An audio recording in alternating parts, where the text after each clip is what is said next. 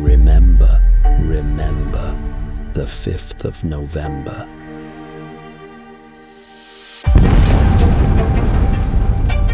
Gunpowder, treason, and plot.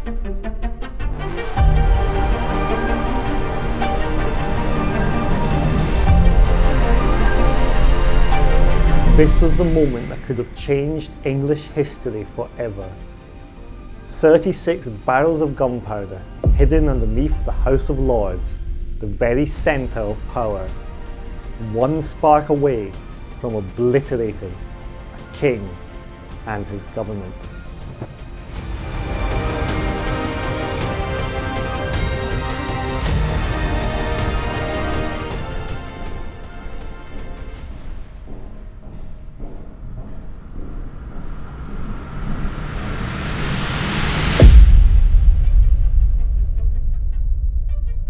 That pivotal moment was the capture of Guy Fawkes and the foiling of the Gunpowder Plot, still ingrained in the English psyche, centuries later. But why did it matter so much? And why were Fawkes and his co-conspirators prepared to risk everything, including their lives, in an attempt to destroy Parliament? Today, Guy Fawkes' face has become synonymous with revolution, counterculture and rebellion, in part thanks to the comic book series and film, V for Vendetta. But rather than a hated figure, Guy Fawkes has become this anti-hero, this romanticised rebel striking at the heart of authority. But how did a small band of radical Catholics come so close to annihilating Parliament? It may surprise you that Fawkes, despite being the one man that people most associate with the Gunpowder Plot, didn't actually dream it up. That honour belongs to Robert Catesby. Catesby isn't a likely candidate to plot regicide. His father was Sir William Catesby, and his family line went all the way back to another William Catesby, Speaker of the House of Commons and Councillor to King Richard III. He was executed after the Battle of Bosworth during the War of the Roses.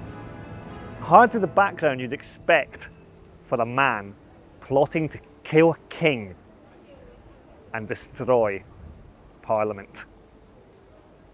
So, what drove him to want to do this?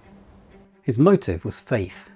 Catesby was a Catholic in a Protestant realm, and that was a dangerous thing to be. It was Henry VIII that broke with Rome and established the Church of England, ironically not for his religious beliefs, but after his request for a marriage annulment was refused by the Pope in 1527. Henry was always at heart a Catholic, but breaking the English Church away from Rome had an unexpected consequence of opening the door to Protestant reform. In 1559, Elizabeth I wanted to create religious unity by abolishing the influence of the Catholic Church. By 1581, Catholics who were still refusing to attend services in the Protestant Church were forced to pay fines of £20 a month, the equivalent of thousands of pounds in today's money. In addition, anyone found to have persuaded someone to convert to Catholicism was guilty of treason and could be put to death. Foreign ordained Catholic priests were encouraged to perform missionary work in England by the Pope. If discovered, this act of heresy faced the death penalty. Starting to see a theme?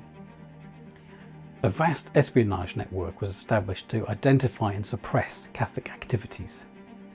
After many years of suffering persecution at the hands of the Catholic Church, the Protestants had now turned the table and were dishing out justice as they saw it.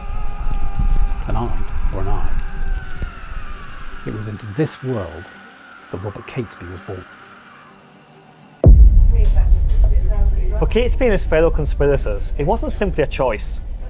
It was a battle for their eternal souls. No statute and no penalty would stop them. It was in a pub like this one that Catesby and a few trusted friends began to sketch out the plan to strike at the state's foundation. His masterstroke? Timing. The state opening of Parliament. One room containing the political elite and, crucially, the person who had succeeded Queen Elizabeth I in 1603. A man who, importantly for the future succession, was Protestant. That man was King James. In all, there were 13 conspirators. Alongside Catesby and later Fawkes, Thomas Percy was pivotal. Percy was a gentleman pensioner, effectively one of the king's bodyguards. This gave him legitimate business in and around Westminster, so the comings and goings of the conspirators would raise fewer eyebrows. What exactly were the details of the plot? The first idea was to tunnel under the Houses of Parliament. They even began tunnelling, but it turned out there was an easier way. There were undercrofts beneath the House of Lords, and Percy, using his position, managed to rent one. Fawkes, veteran of the Spanish Wars, calculated that 36 barrels, about 2.5 tons of black powder, would be enough to obliterate the Lord's chamber and everyone in it. Destroying buildings sounds dramatic. Destroying the assembled leadership was revolutionary. But in reality, the plot was much greater than that.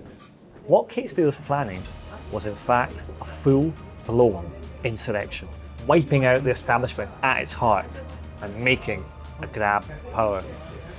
In order to restore the Catholic faith, not only would they blow up Parliament, but they would stage an uprising in the Midlands, mustering men in Warwickshire before returning to seize power in London, restoring Catholic supremacy.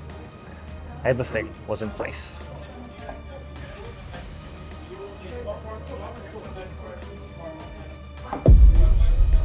Almost.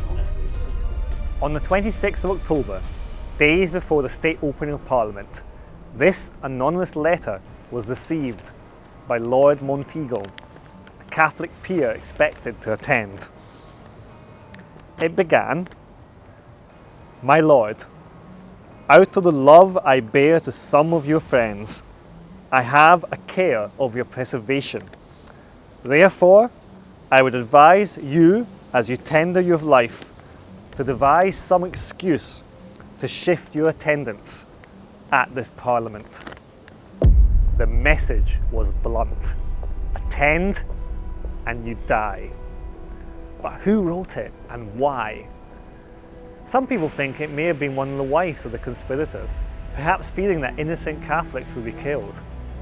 What's more likely is that it was one of the conspirators themselves, Francis Tresham. But why would Tresham risk everything by penning this letter? The answer was simple. Tresham and Monteagle were brother-in-laws. We may never know for certain who wrote this letter, but what we do know is that it was the beginning of the end for the Gunpowder Plot. The content of this letter was dynamite, or should I say gunpowder. Despite his Catholic allegiance, Monteagle couldn't in good conscience keep silent, and he handed the letter to Robert Cecil, 1st Earl of Salisbury. Cecil acted as the king's spy master and had a network of agents across England and beyond. It's not clear why it took a number of days for Cecil to hand the message to the king, but on the 1st of November 1605, the king finally got to read it. One phrase landed with icy clarity. "They shall receive a terrible blow, this Parliament, and yet they shall not see who hurts them." The king ordered Parliament and its surroundings to be searched. Surely this moment marked the end of the plot.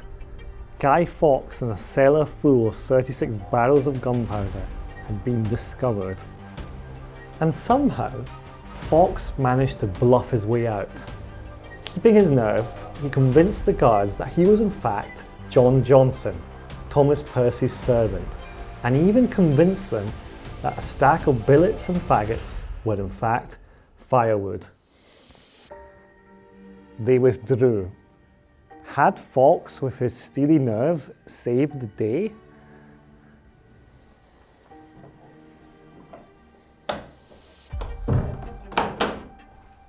He must have breathed a huge sigh of relief in that moment.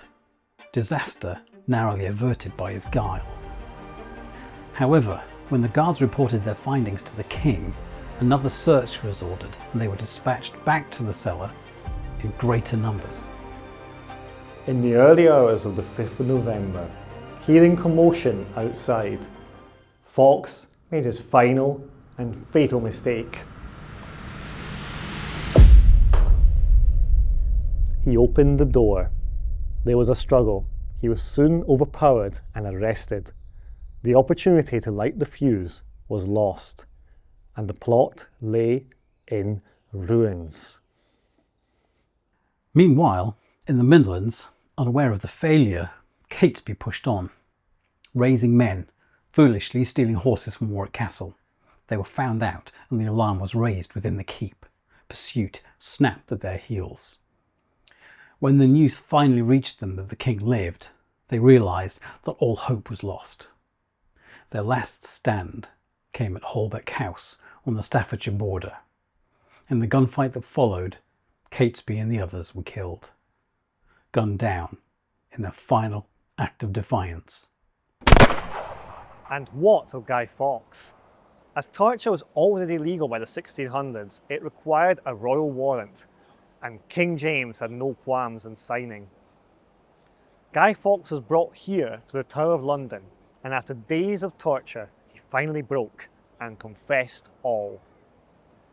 After a brief trial, he was led to the gallows on the 31st of January 1606, where he begged for forgiveness. However, it was to be a traitor's death. He was to be hanged, drawn, and quartered. But as if in a final act of defiance, his neck broke as he was hanged, affording him a quick death. In a gruesome act of symbolism, he was still drawn and quartered, his body parts sent to the four corners of the kingdom to be displayed as a warning to other would-be traitors. So just in the nick of time, the plot was foiled and the establishment was saved. But imagine if the powder had fired. Would England's Catholics have rallied in a full-blown power grab? Without King James, what of the recent union of crowns between England and Scotland? How many more would have died? And how differently might the country have turned out if ties with Rome had been restored? Could a full-blown civil war have torn the country apart, bringing the future English civil war forwards by 40 years? We will never know. Next time you stare into a bonfire, remember how close the fuse came to being lit, and how close it came to changing history forever.